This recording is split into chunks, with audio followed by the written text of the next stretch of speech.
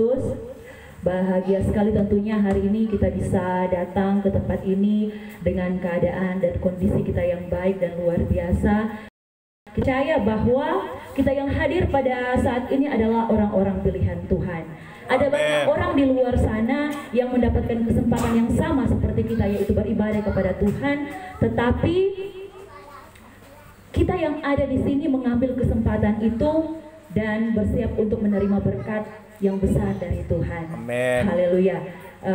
Mari siapapun dari diri kita yang kali ini datang dengan berbeban berat, ingatlah bahwa Tuhan sanggup melegakan kita.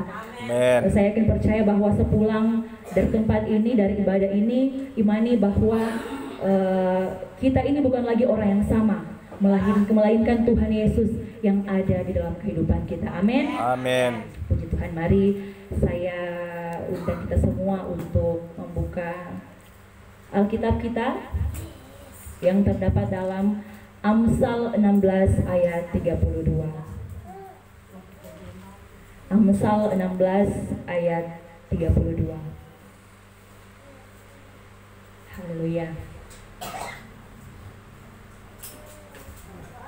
Yang sudah dapat katakan amin. Amsal 16 ayatnya yang ke-32.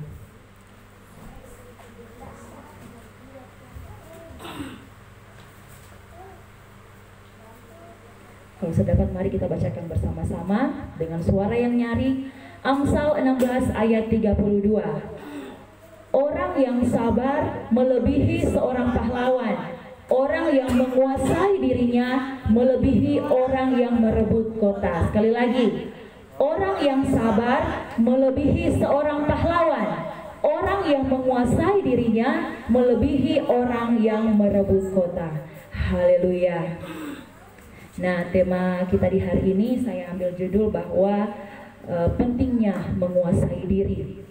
Amin. Nah, salah satu aspek dari buah roh adalah penguasaan diri. Kita bisa baca dalam Galatia 5 ayat 23, di sana dikatakan, tetapi buah roh ialah kasih, sukacita, damai sejahtera, kesabaran, kemurahan, kebaikan, kesetiaan, kelemah lembutan, penguasaan diri. Tidak ada hukum yang menentang hal-hal itu. Nah, saudara, tanda buah roh terakhir yang menutup semuanya itu adalah penguasaan diri. Dari buah yang dikerjakan oleh Roh Kudus, penguasaan diri adalah bungkus dari keseluruhan buah-buah roh yang ada. Jadi dari semua buah-buah roh itu, yang paling akhir yang membungkus semuanya itu adalah penguasaan diri, saudara. Amin. Jadi tanpa penguasaan diri maka semuanya yaitu kasih, sukacita, damai sejahtera, kesabaran, kemurahan, kebaikan, kesetiaan, dan kelembutan itu tentunya akan sia-sia. Bila seseorang tidak bisa menguasai diri dan kemarahannya itu meledak-ledak, maka kasih, sukacita, damai sejahtera semuanya itu akan hilang dalam sekejap mata. Nah, oleh sebab itu saudara, penguasaan diri ini mutlak diperlukan dalam hidup kita orang percaya. Penguasaan diri berarti kemampuan untuk mengendalikan diri kita. Namun kemampuan itu bukan berasal dari kekuatan kita sendiri, tetapi dari Roh Kudus yang menguasai hidup kita. Amen. Roh Kuduslah yang memimpin dan mengendalikan kita sehingga kita bisa digerakkan, dicerahkan, dan dipimpinnya. Paulus saat berbicara tentang pelayanan kepada Timotius, ia menasihatkan betapa pentingnya penguasaan diri ini. Paulus berkata di dalam kepada Timotius waktu itu, dia mengatakan bahwa tetapi kuasailah dirimu dalam segala hal, sabarlah menderita, lakukanlah pekerjaan pemberita Injil, dan tunaikanlah tugas pelayananmu.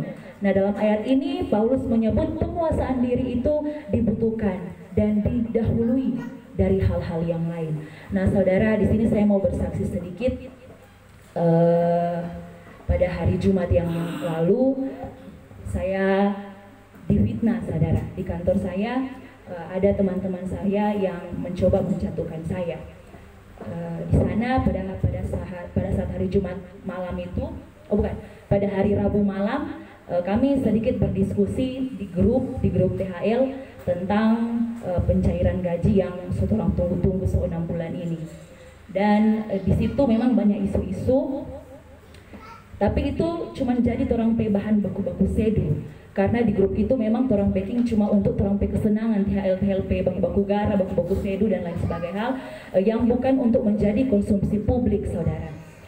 Dan memang pada saat itu saya bilang di grup itu bahwa teman-teman lain bilang, orang semua terima gaji, Mar, mudah-mudahan juga orang dapat potongan Kang. Soalnya Kaban bilang pada saat orang pe rapat pertama awal mula kerja bahwa meskipun orang ada mungkin ada Pak Alpa, ada nyadak masuk kantor, tapi orang akan dibayarkan full karena mengingat orang ada tunggu 6 bulan lamanya. Jadi bukan hal yang gampang orang ada tunggu ini. Orang memang udah survive baik-baik punya kalau.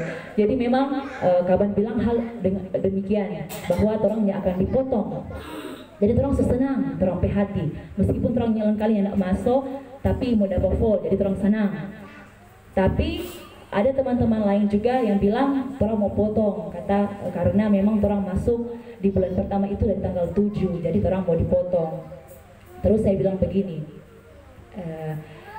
kalau misalnya orang dapat potong sekian rupiah, kalau mau kali akang orang ada 21 orang, lumayan banyak Kang.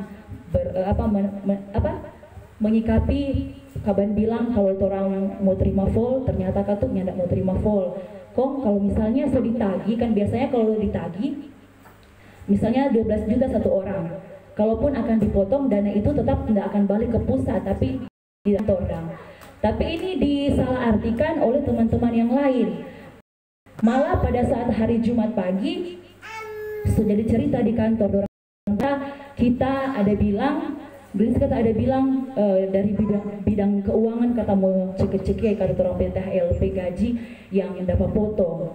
Tuhan, kapan kita ada bilang begitu? Orang menyikapi dengan serius, dengan setambah-tambah. Jadi cerita di bagian keuangan, kalau kita kata ada cerita bakar lota, kalau di bidang keuangan ada makang-makang dorong terompe gaji yang dapat potong. Padahal tidak demikian. Nah di situ pada saat hari Jumat, orang ada rapat FKUB di Rumah Makan Minang. Di situ orang katuk angkat teru kita di grup, tapi kita belum lihat. Dorang angkat teru kita di grup. Pada saat selesai kegiatan kita baru cek grup, kita lihat, ada apa ini? Kata semua bakal lain orang di grup. Kita tidak mengerti karena kita merasa kita tidak salah dengan kita tidak bikin apa-apa, kita tidak ada terlibat dalam hal itu. Dorang sebaku injang, sebaku dorang so maki-maki pak kita, tapi kita tahu kalau itu kita yang dorang maki-maki, jadi kita bawa diam. Kung kita baca-baca, kung tapi teman satu bertelepon pak kita, dibilang, di sana di mana? Ya orang masih ada rapat ini, kayak pada, kayak apa ketangana? Dia bilang apa ketangana di grup? Hah? Perasaan kita tidak bilang apa-apa di grup. Dia bilang, kenapa kata? Orang bilang anak kata ada bilang-bilang bidang keuangan ada makang-makang kata orang gaji THL yang mau dapat potong. Hah? Nyanda no, coba baca-baca ulang kuat. Ternyata kata ada satu teman yang tidak suka pak kita, dia jatuhkan kita. Dia bilang dia cerita hal yang lain, padahal tidak begitu kita maksud. Dia cerita tambah kalau kita yang bilang dorang keuangan makan-makan orang gaji, tapi tidak begitu. Jadi kita kasih biar karena kita tidak merasa dorang semaki-maki pak kita di grup. Tapi ada satu pada saat dorang tertawa-tertawa akan pak kita, dorang hina-hina pak kita di grup. Ada satu, pertama kita kasih biar karena kita yang merasa, tapi ada satu chat yang bilang, yang tidak malu digelar masa STH, kok nyandak jaga-jaga itu mulu dengan tindakan, kok mau kasih keluar kata-kata makian begitu, kata-kata yang nyandak betul. Nah di situ kita menangis, oh Tuhan apa yang kita udah bikin dan ini, kayak pedang sampai begini dong cerita. Tapi kita kasih biar, kita dalam hati, kita di saat rapat itu kita menangis dan tanya kayak apa ngana? Nggak, kita difitnah dengan di kantor, kita bilang begitu ke Bapak. Baru pas saat kita balik ke kantor, sama orang yang mau hagapa kita. Cuman ada kita teman dua yang dari Islam dan Katolik yang dorang support pak kita, cuma dorang dua ini. Yang lain teman-teman yang memang tahu DP kejelasan sebetulnya seperti apa, dorang malah dukung itu teman-teman yang babuli pak kita. Cuman ada dua teman ini yang support pak kita karena dorang tahu DP kebenaran seperti apa. Dalam hati kita manusia, kita lemah, kita ingin sekali mau balas orang pecetingan ini yang bilang kita mas angana pendeta kong begitu ngana mulu. Bukan cuma satu orang itu, tapi pada saat dia komen ada lagi komen-komen selanjutnya yang bilang kita pendeta abal-abal kata. Nah di situ kita sakit hati, kita ingin sekali dan mau balas orang makian-makian ini di grup. Tapi kita ketik, kita hapus ulang. Ada macam suara yang bilang sudah cukup, nyadak betul kok, siapa ngana mau balas. Pada saat kita mau balas dan dorang pecacian, kita ingat lagi, kalau kita mau balas menyakiti dorang hati dengan kita kata-kata, apa bedanya kita dengan dorang? Jadi kita berdua-dua hati, kita ketik, kita hapus ulang, kita ketik, kita hapus ulang. Mari ini hati sok jadi kepahitan sekali saudara. Masa nyandak betul dan kalau dorang mau sangkut pautkan bawa-bawa dan kita gelar. Baru tapi teman dua ini bilang sudah cukup, cuma begitu nyadak betul kok, bukan ngana kok yang bilang. Kita coba jelaskan di grup, tapi dorang tidak mau mengerti. Nah di situ pada saat sampai rumah tembak tanya apa ngana, karena memang sakit hati sekali. Yang lain biar Jo, dorang mau bilang kita apa kek, tapi jangan bawa-bawa dan kita pegelar dan karena dorang tidak tahu semua di balik itu bagaimana kita ada berusaha, kita mau ada apa kita pegelar itu bagaimana. Jadi kita sakit hati. Tapi dari situ kita berdoa, Tuhan bagaimana Kang, kita sudah dapat kendalikan kita berdiri. Kita ingin sekali balas pada orang. Tapi pada saat kita istirahat sedikit, kita tenangkan tapi hati, kita ada dapat pencerahan. Tuhan bilang begini, coba jadi pribadi sebagai yang ngana jadi terang untuk dorang.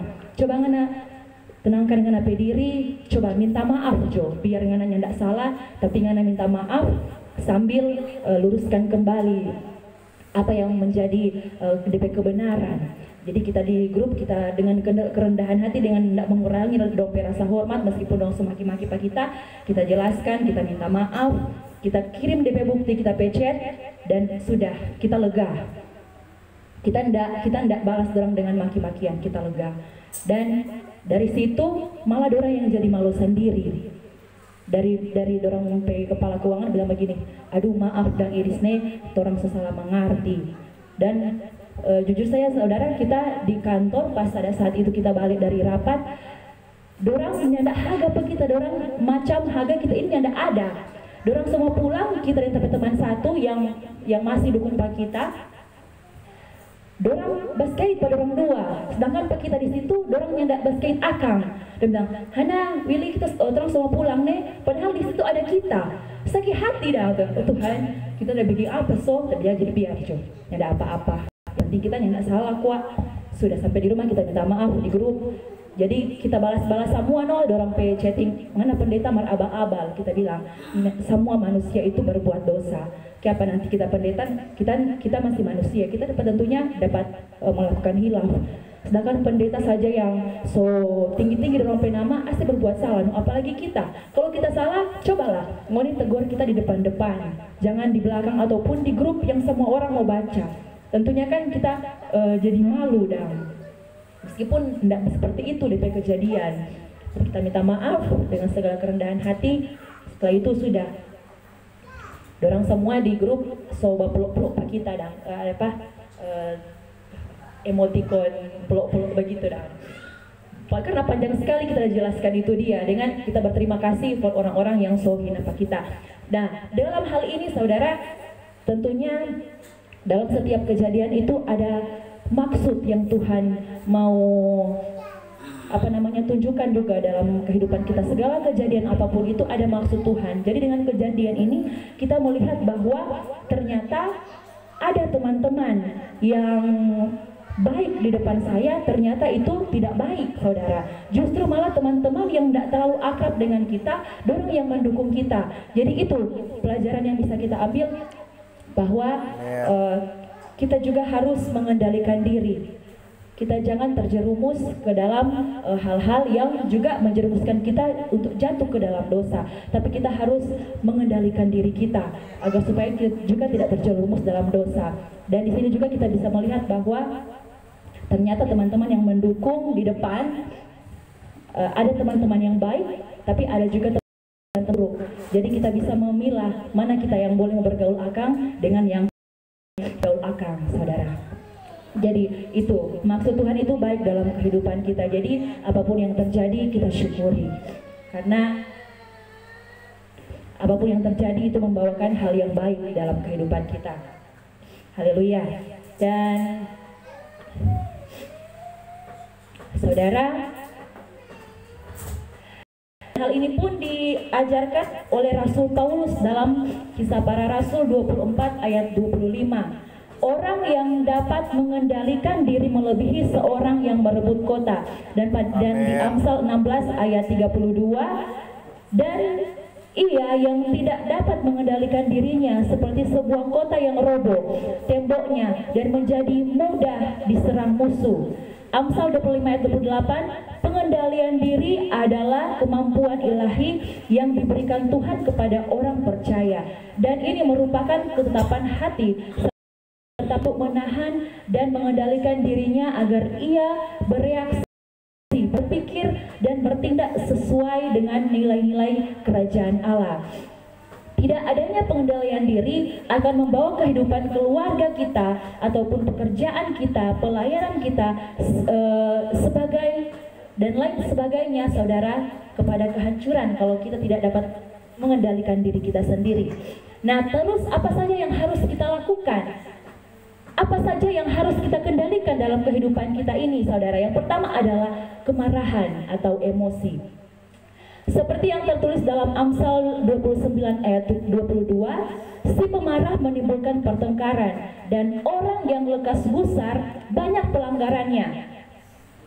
Ada juga ayat yang dalam Amsal 21 ayat 19, lebih baik tinggal di padang gurun daripada tinggal dengan perempuan yang suka bertengkar dan pemarah. Nah, jadi saudara, emosi yang tidak terkendalikan ini menimbulkan pertengkaran dan perkelahian, dan tidak jarang berakhir dengan perusakan dan pembunuhan. Jadi saudara, yang pertama yang harus kita kendalikan adalah emosi kita. Memang sebagai apalagi orang tua, seringkali orang emosi terhadap anak-anak kita, apalagi anak-anak kita masih kecil.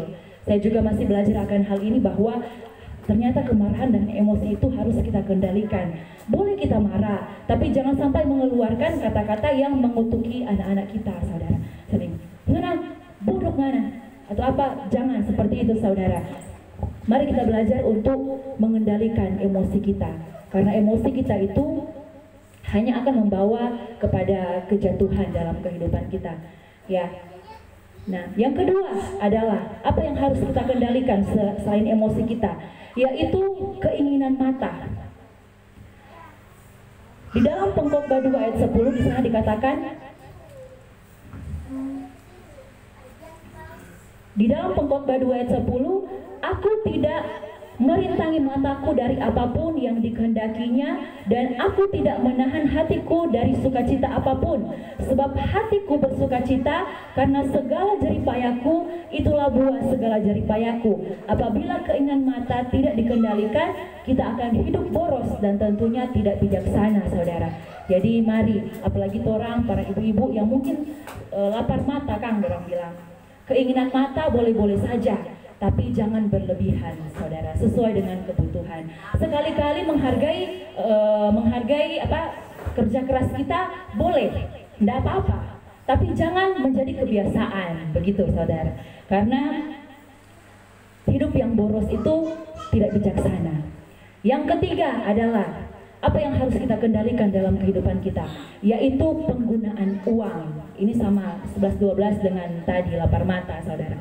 Dalam 2 Raja-Raja 4 ayat 1, salah seorang dari istri-istri para nabi mengadukan halnya kepada Elisa sambil berseru, hambamu suamiku sudah mati, dan engkau ini tahu bahwa hambamu itu takut akan Tuhan. Tetapi sekarang penagih hutang sudah datang untuk mengambil kedua orang anakku menjadi budaknya. Jadi pembacaan ini, saudara, lantaran utang, dorang keluarga dikorbankan karena tidak mampu bayar utang. Jadi orang harus pandai-pandai mengendalikan diri kita untuk menggunakan uang, mengelola keuangan kita dengan baik tentunya. Kalau orang tidak dapat mengelola keuangan dengan baik, tentunya kita akan dihadapkan dengan utang-utang, ya, dan banyak sekali yang harus dikorbankan. Yang berikutnya apa yang harus kita kendalikan, apalagi, saudara, yaitu mulut kita. mulut. Dalam Yakobus 3 ayat 2 sampai 3, sebab kita semua bersalah dalam banyak hal. Barang siapa tidak bersalah dalam perkataannya, ia adalah orang yang sempurna, yang dapat juga mengendalikan seluruh tubuhnya. Nah saudara, jadi apabila kita dapat mengendalikan mulut, kita akan dapat mengendalikan seluruh tubuh kita. Jadi hati-hati dengan mulut, karena mulut badan binasa. Jadi orang harus kendalikan mulut kita. Apapun hal-hal yang menurut kita yang tidak terlalu penting, mendingan tidak usah cerita. Ya, jadi kita harus mengendalikan mulut kita, saudara. Karena mulut kita itu, karena dengan perkataan kita itu dapat mengendalikan seluruh tubuh kita. Yang kelima adalah sikap dan reaksi. Kita juga harus mengendalikan sikap kita, saudara, dalam apapun. Meskipun ada banyak masalah menerpa kehidupan kita, mari kita sikapi dengan bijaksana, dengan reaksi juga dengan bijaksana. Yang keenam adalah pikiran. Nah ini penting saudara. Apa yang harus kita kendalikan yaitu pikiran kita. Roma 13 ayat 2 hingga ayatnya yang ketiga. Di sana kita boleh baca saudara ya. Satu orang bacakan di Roma 13 ayat 2 sampai 3.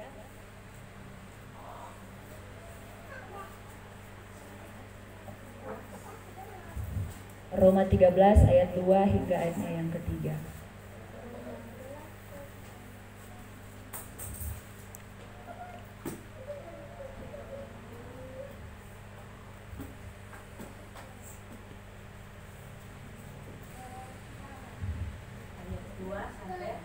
Roma 13 ayat 2 sampai 3. Firman Tuhan, sebab itu barang siapa melawan pemerintah, ia melawan ketetapan Allah, dan siapa yang melakukannya akan mendatangkan hukuman atas dirinya. Sebab jika seorang berbuat baik, ia tidak usah takut kepada pemerintah, hanya jika ia berbuat jahat. Maukah kamu hidup tanpa takut terhadap pemerintah? Perbuatlah apa yang baik dan kamu akan beroleh pujian daripadanya. Iya, pikiran saudara ya. Seharusnya apalagi di akhir-akhir ini saudara banyak sekali hal-hal yang terjadi karena orang menginginkan sesuatu, memikirkan sesuatu yang terlalu tinggi, sehingga banyak juga hal-hal yang orang lakukan di luar orang kendali pikiran sendiri saudara. Ya, jadi pikiran kita ini menentukan juga kesehatan badan kita saudara. Jadi kita harus kendalikan pikiran-pikiran kita, karena akhir-akhir ini juga banyak sekali isu-isu tentang kalau yang lagi totok itu overthinking. Ya, terlalu memikirkan sesuatu hal yang tinggi-tinggi, terlalu memikirkan satu hal yang rumit, yang mungkin tidak begitu, tapi orang pikir masuk di pikiran 4 orang itu begitu rumit, saudara, sehingga menjadi overthinking, terlalu berpikir banyak, stres, banyak hal yang orang khawatirkan, sehingga kita tidak bisa mengendalikan pikiran kita, makanya jadi stres, jadi penyakit dalam orang kehidupan, orang badan. Jadi mari, apa yang sudah didengar, apa yang patut dipuji, mari orang pikirkan hal itu, supaya tidak menjadi penyakit dalam orang badan. Amin. Jadi orang harus kendalikan orang pikiran. Yang ketujuh yang tidak kalah pentingnya yaitu hawa nafsu. Apa yang orang harus kendalikan yaitu hawa nafsu. Nafsu yang tidak terkendali dapat berakhir dengan perbuatan dosa. Ya, masa kok dia orang pe tamang pe laki dok kontra musuh ke akang. Torang pe tamang pe bini dok kontra musuh ke akang. Jangan seperti itu. Hawa nafsu saudara. Memang orang diciptakan Tuhan itu ada elemen itu nafsu. Itu wajar. Tapi yang tidak wajar adalah berlebihan. Nafsu itu berlebihan. Hawa nafsu bukan di tempat yang sebenarnya saudara. Jadi mari orang kendalikan orang pe hawa nafsu. Nafsu duniawi, nafsu terhadap uang juga ya. Banyak terjadi korupsi dan lain sebagainya karena hawa nafsunya tak kontrol, ingin selalu merasa lebih. Jadi hal-hal yang tidak layak juga dorang halalkan. Jadi itu saudara, orang harus mengendalikan terompe hawa nafsu. Yang kedelapan, yang terakhir, yang juga tidak boleh orang lewatkan, yaitu apa yang orang harus kendalikan, yaitu terompe hobi. hobi atau kesenangan. Nah, banyak orang percaya yang tidak dapat mengendalikan dirinya terhadap hobi atau kesenangan. Tentu ini dapat berubah menjadi berhala. Nah, di TikTok banyak ini dia, di media sosial banyak kita lihat ada ini bapak-bapak sementara pancing dan dompet tamang-tamang, kalau dompet ibu-ibu ini datang kok kasih patah itu pancingan yang DP harga ratusan juta rupiah, itu dia nyendak murah. Orang dang Bali kadang sedikit geli, sedikit menyesal dang, mar satisfying dong bilang. Sedap sekali jaga liang jangan kasih patah. Lantaran siapa? Tantu katu itu hobi itu dia. So ambil waktu dengan keluarga. So merenggut ini bapak ini dia pe waktu, suami pe waktu dengan keluarga. Jadi mau ndak mau ini istri juga tentu kan ngan lebih penting kan ngana pe hobi, kongki dari anak-anak, so ndak ada waktu ngana pe waktu for orang. Jadi lantaran sekesal dia gerebek, dia kasih patah-patah. Memang sedap sekali Jalia saudara. Tidak hanya para ibu-ibu, bapak-bapak juga. Maksudnya tidak hanya bapak-bapak tapi ibu-ibu juga. Ada hobi-hobi yang mungkin ibu-ibu sering lakukan sampai mengabaikan ini bapak-bapak, suami-suami kita ya. Jangan seperti itu saudara. Apapun yang menjadi hobi kita memang Tuhan senang. Kalau orang meningkatkan orang pe diri, orang pe talenta, orang pe hobi, Tuhan senang. Tapi yang tidak jadi wajar adalah orang gunakan orang pe hobi itu sebagai maksudnya orang pe waktu semua orang kasih orang pe hobi tanpa orang yang tidak lihat kalau ada orang pe keluarga di belakang yang juga butuh orang pe waktu. Toh? Jadi mari tolong gunakan waktu-waktu yang ada secara bijak. Tolong lakukan tolong hobi, tolong jangan lupakan juga waktu dengan keluarga, ataupun yang terlebih penting adalah waktu dengan Tuhan. Toh? Haleluya. Nah, bagaimana kita dapat mengendalikan diri kita? Pertama, kita harus menambah iman dengan kebijakan, yaitu takut akan Tuhan, dan kebijakan dengan pengetahuan, karena pengetahuan progresif dan masa kini. Setelah itu baru kita dapat sampai kepada penguasaan diri. Nah, justru karena itu kamu harus dengan sungguh-sungguh berusaha untuk menambahkan kepada imanmu kebajikan, dan kepada kebajikan pengetahuan, dan kepada pengetahuan penguasaan diri, kepada penguasaan diri ketekunan, dan kepada ketekunan kesalehan. Yang kedua adalah merenungkan dan menghidupi firman Tuhan. Berbahagialah orang yang tidak berjalan menurut nasihat orang fasik, yang tidak berdiri di jalan orang berdosa, dan yang tidak duduk dalam kumpulan pencemooh, tetapi yang kesukaannya ialah Taurat Tuhan, dan yang merenungkan Taurat itu siang dan malam. Ia seperti pohon yang ditanam di tepi aliran air, yang menghasilkan buahnya pada musimnya, dan yang tidak layu daunnya, saja yang diperbuatnya pasti berhasil. Firman Tuhan bukan hanya untuk dibaca saja saudara, tetapi harus direnungkan dan dipraktekkan. Amin. Membangun manusia roh kita dengan terus melihat roh kita melalui doa, penyembahan, puasa, dan firman Tuhan. Dan yang terakhir, hidup dalam kasih karunia Tuhan. Jadi itu saudara, hal-hal yang harus kita lakukan untuk tetap mempertahankan iman kita, dan agar supaya penguasaan diri kita itu lebih lagi dibentuk saudara oleh Roh Kudus tentunya. Nah saudara yang dikasihi Tuhan kita Yesus Kristus, di era dimana semuanya serba instan, tentu juga membuat kita menginginkan segala sesuatu terjadi secara instan. Ditambah lagi kalau memang tidak sedikit tawaran yang menjanjikan kesuksesan secara instan. Buktinya banyak kasus ya, korupsi bertebaran tentunya di mana-mana. Baik dalam skala kecil maupun skala besar, banyak sekali kasus-kasus seperti ini saudara. Baik kita lakukan sengaja maupun tidak sengaja, ketika terkuak alih-alih memperoleh kesuksesan, justru pada akhirnya menerima ganjarannya. Sama dengan orang Mbak Uni akhir-akhir ini banyak kasus KDRT.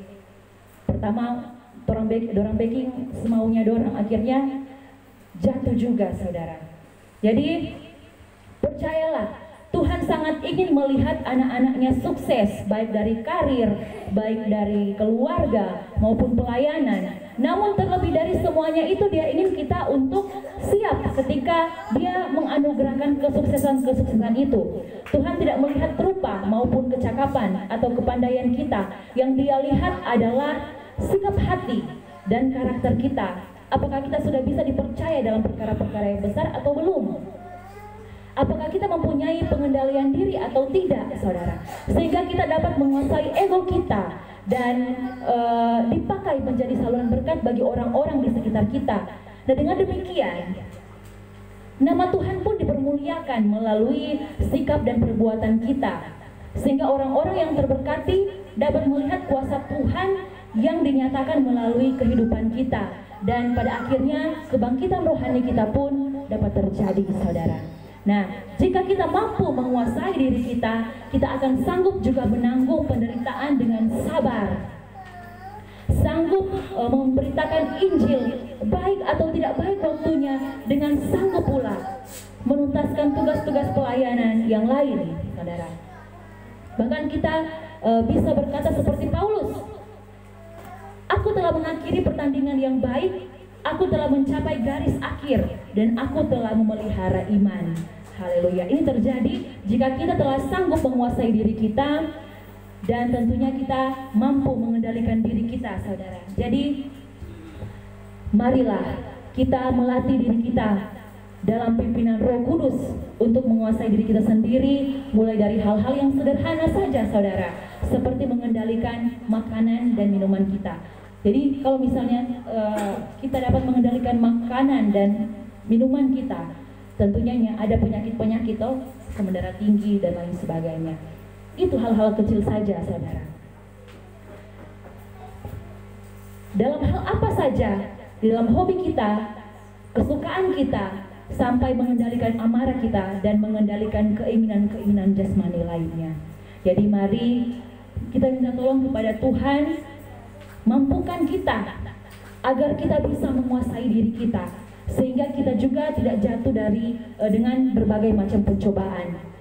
Minta Tuhan agar supaya Tuhan bisa mengajarkan kita dengan cobaan-cobaan yang ada, mungkin kita belajar bagaimana cara kita mengendalikan diri dari emosi, dari pikiran kita, hawa nafsu, bahkan hobi kita.